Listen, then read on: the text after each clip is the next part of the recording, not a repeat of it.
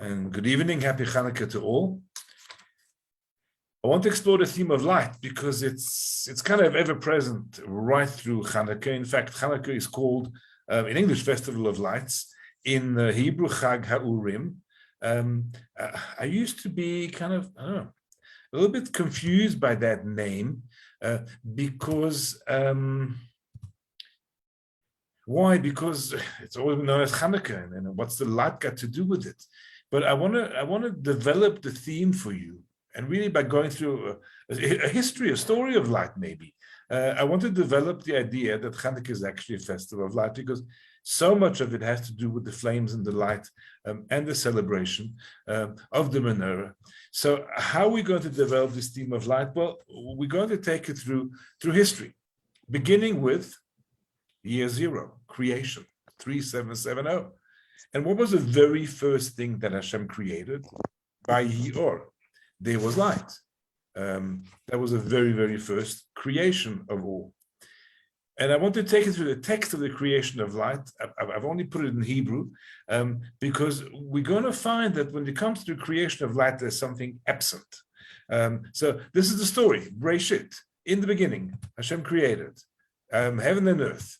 And haaretz at the tohu v'oh. Let me just get your pointer here, so it'll be easier for me to show you. I think that that would be pointer options. Laser pointer. There we go. So Vayom Elokim yehi or. Vayior. God said, "Let there be light." There was light. God said, "Let there be light." There was light. God said, "Light was good." Kitov. And we've got Yom and Choshech. We've got Yom Echad, we've got day one of creation. What's missing? It's not obvious what's missing until you get to day two. And God creates Yirakia. He says, let there be a firmament. And God made the firmament, Vayhi Chein, and so it was. And as we go through creation, I'm not going to take you through all the days of creation, but here's day 3, and God makes dry land, Vayhichein. Then God makes things grow, and Vayhichein, and so it was. And we're going to carry on to day 4, when God places the luminaries in the heavens, and once again, Vayhichein, so it was. But absent, going back to day 1, where there's a creation of or light, and it does not say Vayhichein. So why is Vayhichein, and so it was, missing on day 1? Because the light wasn't. The light was created, and then Medrash says to us, God hid the light. The light was hidden for the righteous in the world to come. So that light that was created, actually referred to as Or HaGanuz, or the hidden light, that light was put away. It was gone. It was set aside. Therefore, it doesn't say Vayichein, and so it was, because actually, so it was not. Everything else, as the creation is described, it says it was Vayichein because it was, but that light was hidden. Where was the light hidden? What's a good hiding place for light? How do you hide light? So the Gemara says, where did Hashem hide it? It was hidden in the Torah, which means in the sense that it's kind of accessible now if you know where to look for it. It's hidden, but once I've told you the hiding place, you can access that light. So Vayichein is missing. Light is created right at the beginning, right at the very beginning. But then it is put away. The light that we have now is a lesser form of light. It's a light that is, a diminished form of light. We have the light of the sun during the day. We have a reflection of the sun during the night, if it's not like, all clouded over like it is tonight and storming. And that light is there, but that's not the supernal light, which is called the Or HaGanuz, the hidden light, hidden in the Torah. Fast forward 2,448 years.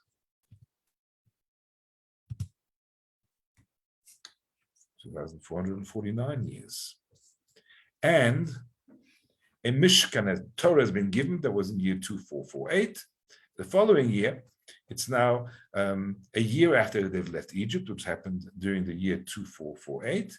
and the Mishkan, which is no small thing. It's the home for God. It's a place for the Shekhinah to rest, is built. And for the beginning of the Mishkan, for the first 12 days, the Nesi'im, the princes of each tribe, get to bring inauguration sacrifices. Now remember, this is the house of God in this world, the embassy of heaven on earth. This is where one can experience God up close and really feel the presence of Hashem. And for 12 days, the Nesi'im, the princes of the tribes, are going to bring inauguration sacrifices. And the Medrash relates that Aaron feels extremely aggrieved that he's not involved in this process of kind of hands-on being there to inaugurate and initiate the service in the Mishkan, in that tabernacle. And right after the description of the sacrifices and the offerings of the 12 Nesi'im, who brought the sacrifices from 1 Nisan to 12 Nisan, one each day, Aaron is given this mitzvah, and the portion that follows is the portion of Be'alotcha, and he's told Be'alotcha tanerot and mupnam ne'ayu mitzvah. This was kind of Aaron's compensation, or his part. And the Medrash continues. Aaron, the other Nesi'im, all 12 of them, their offerings will cease. Your light will continue forever. Historically, is that quite so? Well, when sacrifices ceased, so the temple service stopped in its entirety, including the lighting of the menorah. So what is that light that goes on forever? Well, let's just look at the text here. So Hashem spoke to Moshe and said to him, light them candles, and when you light the candles, they must shine. Vayas Kain Aaron. Remember that word? That word absent at the beginning of the creation of light. That menorah, Cain. Aaron did Cain. Aaron was able to make that light, so capital light, that light of the menorah. That light of the menorah symbolizes the light of Torah. It's like that amazing light of the menorah, of that supernal light, that Or HaGanuz, that is shining out, that is shining through by way of Aaron lighting the menorah. But what's the meaning of your lights will go on forever?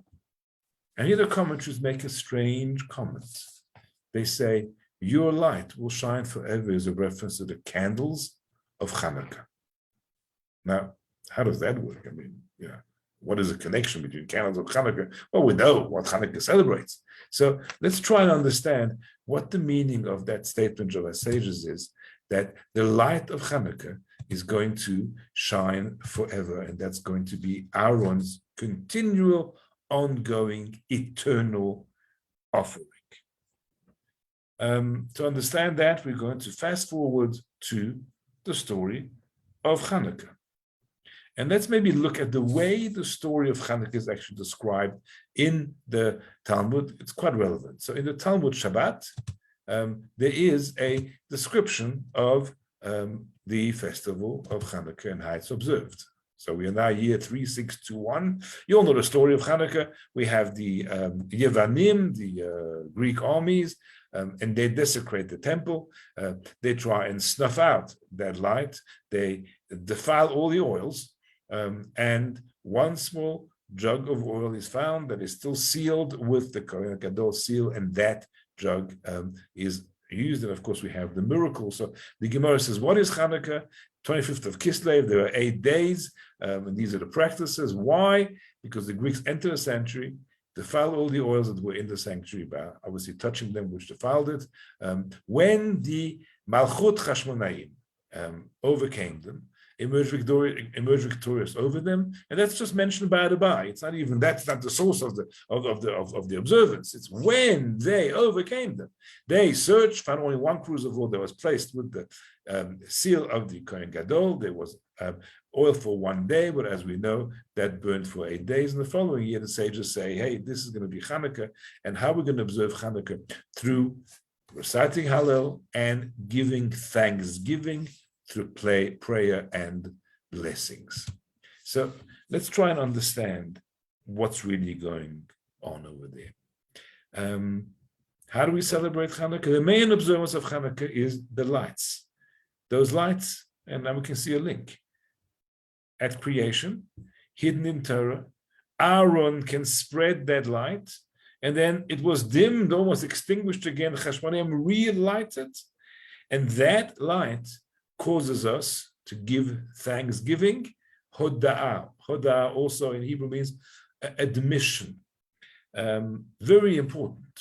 Thanksgiving and admission, Hakarat HaTorah, as we call it, is an essential Jewish trait of all the children of Yaakov. The fourth one, Yehuda, was given that name because Leah said, Hapam odet Hashem. Now I need to give thanks to Hashem. I need to recognize, acknowledge the greatness He's done. She calls him Yehuda. And we call, that's the main name for us as a nation is Yehudim, because that is a very important trait of the Jews. So if Hanukkah is to bring out that unique trait of Jewish people, Yehudim, as our ability to recognize what other people are doing for us, and particularly what God is doing for us, why did it take so many thousands of years of history until that Chag came about? It should have been the fundamental Chag. To put it into a bit of historical perspective, when Hanukkah happens, two things have basically changed in the world balance. Number one, prophecy has ceased. Prophecy has ended. Prophecy ended around the time of beginning Second Temple, the story of Purim. Those were the last Nevi'im. We have Ezra, we have Nehemiah, we have the men of the Great Assembly, of whom many were prophets, and then prophecy ends with that era. Purim, Hanukkah occurs a little bit after Purim, and by that time, prophecy has basically ceased with an S, C and an S. The other thing that's changed is that the world has lost a Yetzer Hara, that for idolatry. It's difficult for us to appreciate that because it's gone. But we can't understand why people will be so primitive as to want to worship idols, as to deny the existence of God, but instead worship all kinds of other deities, some of them, being celestial bodies, others being kind of wood and stone and rocks and so forth. It doesn't make sense to us. But at the time, it was a powerful Yetzer Hara. In fact, the Gemara describes how the Yetzer Hara for Avodah Zarah was destroyed and replaced with the Yetzer Hara for immorality. So if you think of what drives the world today, of which three-letter word you have to put in the book title to get it off the shelf, that is the Yetzer Hara we have today. That's our temptation, that's our lust. That powerful emotion surrounded the worship of idols going back up until the beginning of Second Temple era. And then these two things ceased, and it's no coincidence that the two went away around the same time, because the two kind of balanced each other with prophecy, allowing us to have oracles that let us communicate with God directly, with the Kohen Gadol that wears a breastplate where people can come and query and ask questions, and where affairs of the state and decisions about wars and other important matters can be queried directly from Hashem, and you get direct communication. How can you not believe in God? How is it possible that there should be somebody who's not a believer? But we have to have free choice. So we have the Yetzer Hara for idolatry that counterbalances that, so there's free choice. And around the same time, I don't know cause and effect, which came first, and what caused what, but basically these two things leave the world. Both idolatry leaves the world, and the Yetzer Hara for idolatry, and that clarity and certainty with which one was able to communicate with Hashem through his prophets, that is gone. there's totally a new Yetzer Hara that comes in. And the Greeks bring that in. Because as far as the Greeks are concerned, science and wisdom rule. The physical rules over the spiritual. That which cannot be touched does not exist. That which cannot be seen is not real. What do we need to counterbalance that? We need the light of Torah, the reality of Hashem, to shine through. And so in the darkness of an era in which people are not driven by some kind of irrational Yetzer Hara to go and worship stone and wood, but in an era where rationality, science, human accomplishments, sports, the beauty of the human body, those reign supreme. It's difficult to acknowledge Hashem. And this is the light of the menorah. That's that little bit of oil that was found that could be rekindled, and for that light to shine again. The light from year 0, the light from year 2449 that Aaron lit in the menorah, and that's going to go on forever, because tonight we lit the 4 little lights of the menorah here and in Israel and all over the world. And that light of Torah continues to inform our decisions. Very difficult to acknowledge and to give thanks. It's like one of the most difficult things to say, thank you. When the waiter brings you your coffee and you say thank you. But the real thank you, where you turn to somebody and you really express that you appreciate what they've done for you. We have this feeling that if we're going to praise too much and thank too much, maybe it's going to stop.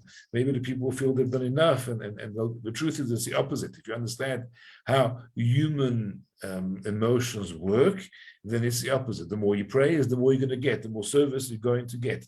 And the same thing in our relationship with Hashem.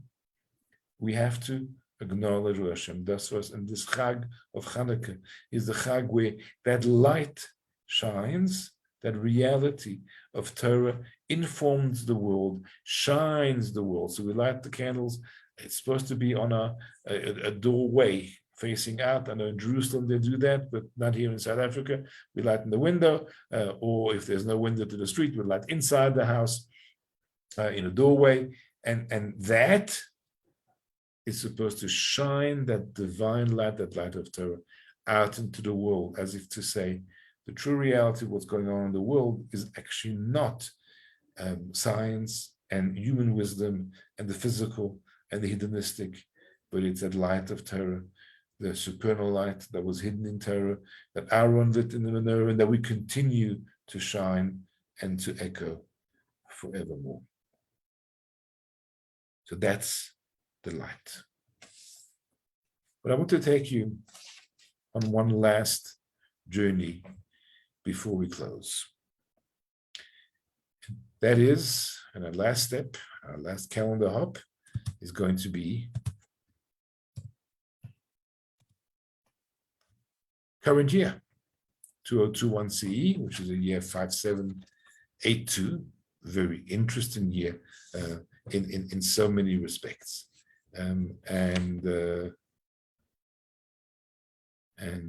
Let me just look it up so I quoted to you correctly. But I want to share with you. The story actually came my way this morning. So I'm just scrolling through my phone to find it correctly. But there it is. It's a story of a Chabad rabbi in Wilmot, Illinois. And I'm going to share that story with you. It's an amazing story. But let's go back to where we came from. Let's go back to that section in the Talmud that discusses the story of Hanukkah. Don't know if I mentioned it before. It's in the tractate Shabbat. Now, the Talmud is kind of, very ADD. It's all over the place. It kind of starts with one idea and then digresses, and then that conversation about the other idea can carry on for 3 or 4 pages. This is what happens here. But where does it move into the story of Hanukkah in the middle of the laws of Shabbat?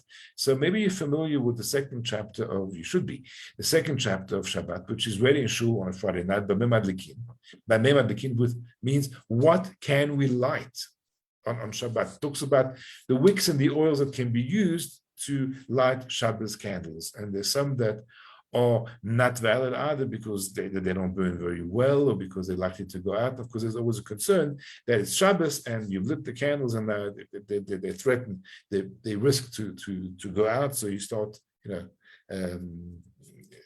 fidgeting and fiddling with it. Of course, there will be a violation of Shabbos. Says the Gemara, the wicks and oils with which the sages says one may not light on Shabbat, one may light with them on Hanukkah. That's it. That's the segue. And that's how the Gemara now moves into 2 pages discussing the laws of Hanukkah. But it's really, really, really very significant that that's our entry into Hanukkah. And I'll tell you why. Because Hanukkah touches everybody. Hanukkah talks to everybody. Shabbos speaks to some and not to others. But there are few in our community, there are few Jews that are not touched by the warmth and the power of the message of Hanukkah. So the oils that could not be used on Shabbat can be used on Hanukkah. The light of Hanukkah speaks to everybody, even those whose oil is a little bit, not so pure and not so clean and not so smooth. Because deep down, everywhere, a Jew has that little bit of oil that is untainted, that little bit of oil that is sealed with the seal of the Kohen Gadol, pure and untainted. And somehow we got to tap into it. We got to look for it. They came into the temple and they looked everywhere. They searched until they found that. And likewise, we've got to do that search in that mini temple of every single individual and look for that light and try to ignite that pure oil. Because Hanukkah speaks even to those whose oil has become a little bit rancid, a little bit impure, and a little bit dirty. Because inside there's that purity of the oil. Well, Flinkenstein tells the following story. Got a call a couple of days ago from a Jew, but one who has left the faith, left the religion, and he has actually taken on another faith. He has become a Christian. He calls a rabbi, he says, I've been inspired to return to Judaism, please help me on my path. Please. And they have a long conversation in which the rabbi explains the procedure. Somebody who's formally accepted another faith must formally re-accept the Jewish faith, but it's not difficult because a Jew is a Jew. It's not like a conversion process. It's not that you have to become Jewish from being a Gentile. The Jew remains a Jew forever because, as I said, that little bit of that pure oil sealed inside is there. So the Jew, in his purity, remains untainted. But there's a process that one has to go through, and of course one has to unlearn a lot of learned behaviors and start living the life of a Jew. But in conversation, or Flinkenstein says to this gentleman, tell me, what is it that suddenly made you change your mind? And this is what he says. He says, I was walking on the street, and there I saw, and you saw it on the screen for a fleeting moment earlier, a Hanukkah menorah. And that spoke to me. And there was a Chabad wishing everybody a happy Hanukkah. And I saw those little flames flickering. And those flames evoked within me memories. There was a tug at the soul. And there was something that pulled me back and compelled me to call you.